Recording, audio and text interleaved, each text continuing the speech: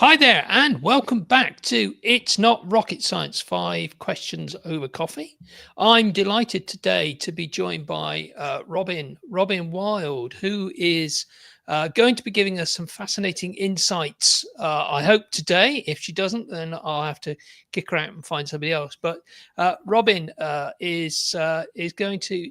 Well, Robyn, do you want to introduce yourself and talk about your business, W.I.L.D Wellbeing?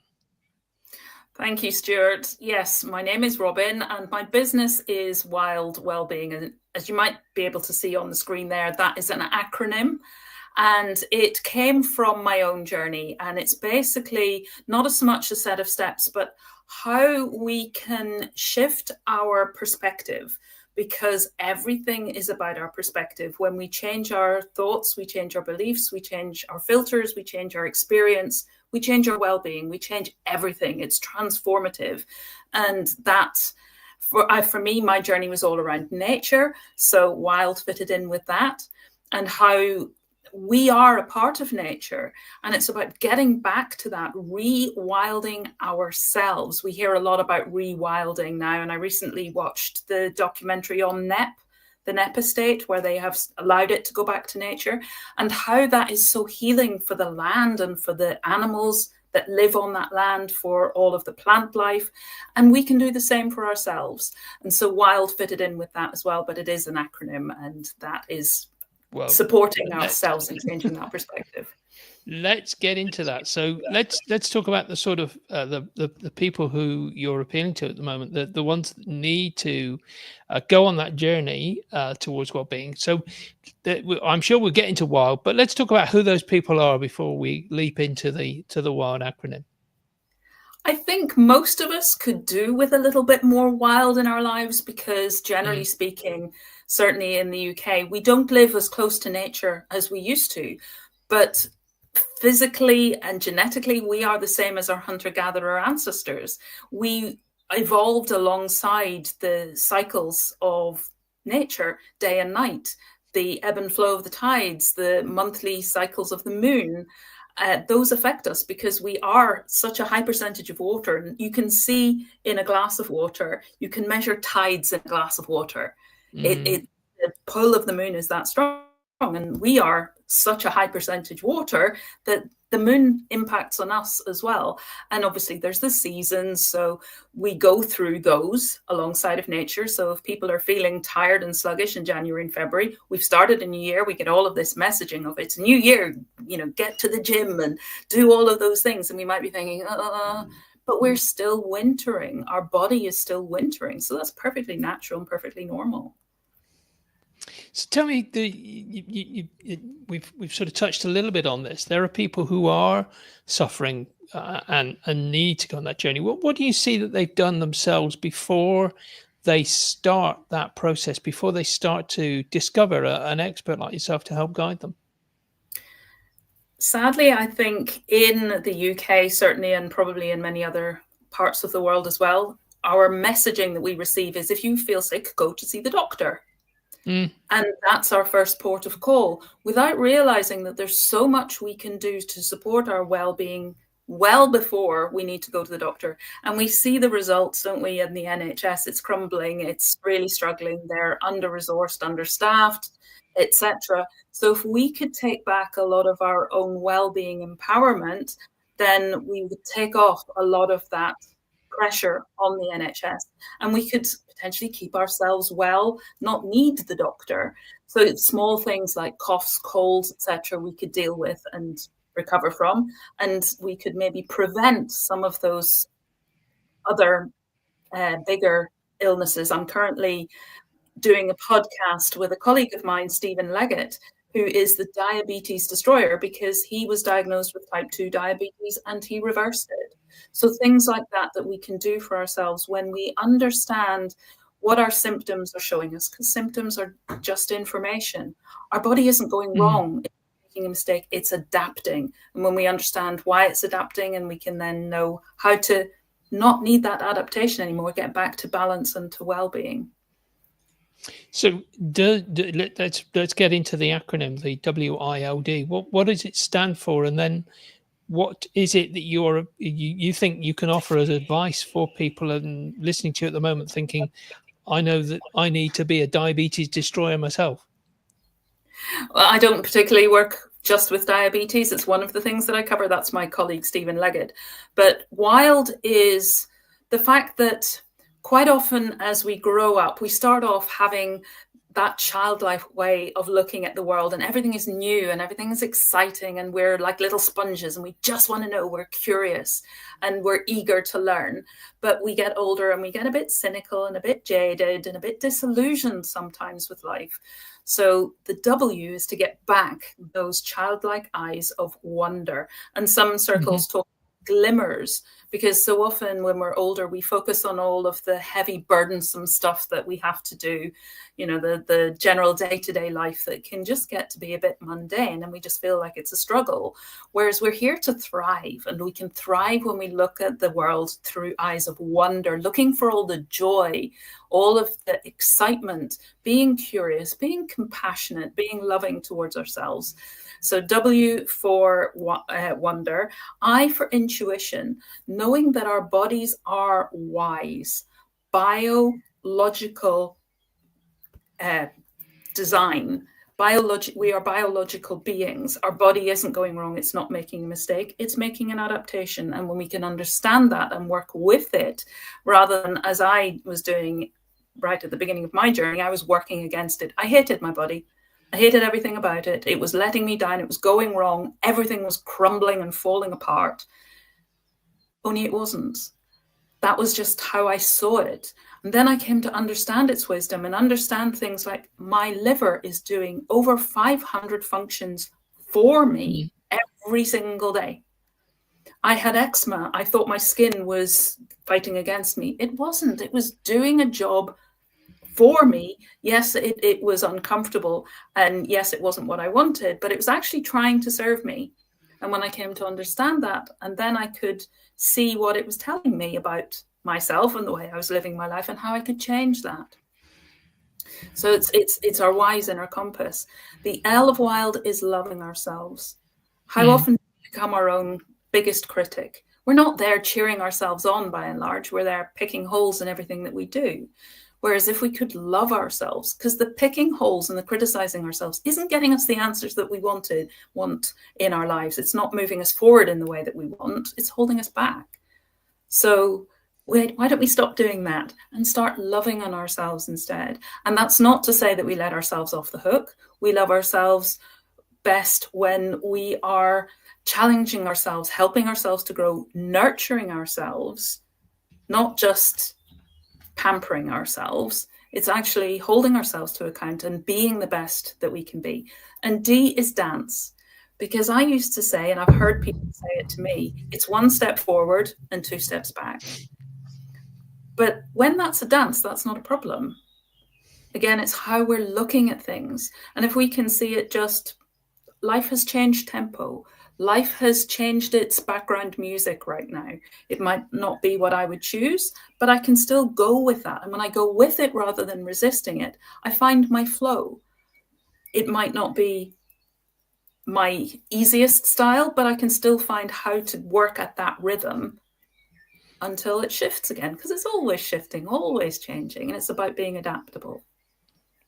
And is there a valuable piece of advice or something similar that you can give to the audience listening now who are, and maybe themselves, struggling with the understanding their body, understanding the way in which that's giving them signals that they find confusing? Yes, I would say to allow time for stillness. Our world is so noisy and so busy. We have mobile phones that are with us by and large 24/7, bombarding us with information. And if you've got all your news notifications and stuff turned on, most of those notifications are not uplifting and cheerful and supportive. There are more things to be worried and anxious about, particularly in the current climate with all that's going on. So to make time for stillness, to make time to be still. So it's not just quiet and getting away from all of those messages and notifications and bombardments, but to take time out and to sit still as much as you can. And that can take getting used to. And I used to think when we went into lockdown at the beginning of COVID, and we all thought we can't do lockdown and we can't be home based and we can't just do all of that. And then we were forced to. And I thought of it like jumping off a roundabout, where when you first jump off the roundabout that's already been going round and you jump off, your insides are still spinning and your head is still spinning and it feels deeply uncomfortable. But when we allow ourselves the time to adjust to that, then we find there's such value. And I heard so many people saying after we'd been in lockdown for a while, oh, I didn't realize how busy I was, how much I was running around, and now I really value this time. We were noticing how much cleaner the air was. There were dolphins allegedly swimming through the canals in Venice. There were goats coming into a town in North Wales. The wildlife was coming out because we weren't making as much noise and we weren't being as busy and there wasn't as much pollution. We can do that in our lives as well. We can make that space in our lives. Get back. A lot of people took up gardening or walking in nature. So those sorts of things we can bring back and remember how valuable they are. Make space and time for them. You alluded earlier to the fact that this journey you came on brought you to this understanding. Do you want to give us a small insight into that? And I don't ask for your life history, but what was the event, the book, or whatever it was that brought you to realize that you needed to return, if you like, to that wild state of being? It was a long journey, and being me, I took the scenic route. So I don't think I could really pinpoint one point in time, but I had got to that point, as I was kind of touching on earlier, where my body, I felt it was letting me down. It was breaking apart. It was crumbling. Everything felt like it was going wrong. I had eczema, IBS, a whole list of things. And then I would go to the doctor and they say, oh, you're borderline for fibromyalgia, you're borderline for diabetes. And I thought, if I don't do something, and it needs to be quite a serious something, I need to change my life, then I'm just going to carry on going downhill and I will be slapped with diagnoses left, right, and center, and goodness knows how bad it's going to get. So I tried the conventional. I tried going to the doctor and got put on medication, which did not work for me. I got referred for counseling, which also didn't work for me. And that was, we're going back 20 odd years ago. So it was of its time, and it wasn't solutions. It wasn't giving me solutions. It was just giving me sticking plasters. And it was fairly recently I looked back and I realized it didn't work because it didn't make me feel like I had the tools. So I think at that point I realized that's what I need. I need tools. I need to find things that are going to help me. I know life is always going to be shifting and changing and throwing me curveballs. Where do I get the tools that equip me to respond to that? I did a lot of reading as well, and I've come across terms like being response-able. I felt very responsible. I felt like things were going wrong in my life and it was my fault. And there's a lot of reasons behind that, and I actually go into that in my book. But learning that I could be response-able and that I didn't have to react to things, I could respond and I could choose how to respond. And I'm currently listening to The Choice by Edith Eger. But I read books like, I read a lot of Brene Brown, and I read Eckhart Tolle, The Power of Now. So it was books like that, and Louise L. Hay, those kind of energetic, and how we can work with our body and how our body is telling us so much information if we just know how to interpret it. It was those things that helped me to shift and transform. So I'm just going to show a link on the screen now, because I know you have got the ability for somebody, if they want to book a free chat with you and just have a short discussion and to explore some of this in their own life. If you go to www.systemize.me, that's systemize, SYSTEMISE.me, /free stuff. I'm going to put a link in that vault there to Robyn's website and her ability to book a chat, which will enable you to have a short Very informative, I suspect. I'm not going to judge how Robyn will do it, but I would imagine a short and very informative discussion, helping you to sort of understand, perhaps, if you're hearing some of this and thinking, I can recognize myself in some of this.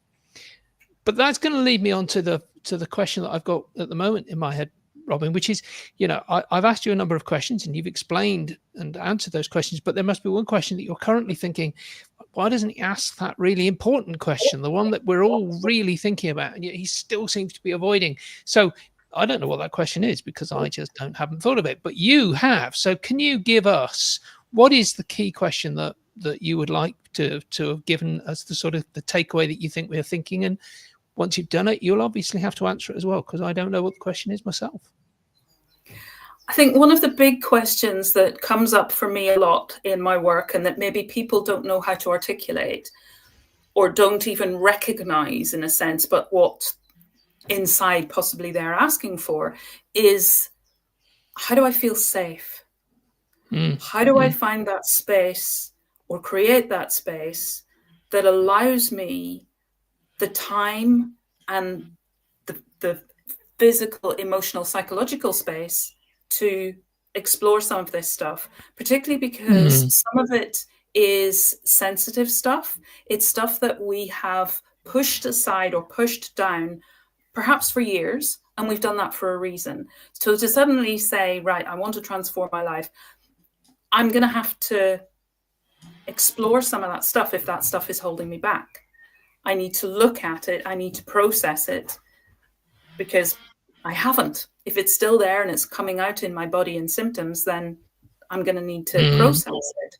So how do I do that? How do I find that safe space? And I think there are ways in which we can create it for ourselves. And I have a YouTube channel, and on that channel, I have a self-care exercises playlist, which goes through various different ways that I find really useful: breathing exercises, energetic exercises, grounding exercises, that sort of thing, to create that safe space. And also remembering it is not just physical safety, but emotional and psychological safety. And it might require working with somebody for a while. I will make sure that we put that same YouTube link into the vault, to make sure that people can get to see that, Robyn. And thank you for answering that, because I think that's a really key point of this. I'm going to thank you for spending these last sort of 15, 20 minutes with us. I think what you've identified is a number of things that actions, even the busiest professional, can take a few minutes to think about, because health is so important. And thank you for bringing that to us. If you would like to get and hear more about some of the work that we're doing and how we are bringing people like this to a wider audience, if you just go to www.systemize.me/subscribe, there's a simple form there. It's just your email address and your first name. You sign up to that, you'll get an email which brings to you the who's going to be on the podcast recording this week, and you'll get to hear people like Robyn, who gives you such really valuable advice that will help you live better and live longer and be less stressed in your business and personal life. So Robyn, thank you for bringing that to us. Really appreciate you spending a few minutes of your day doing that, and I look forward to hearing more about this as we go forward.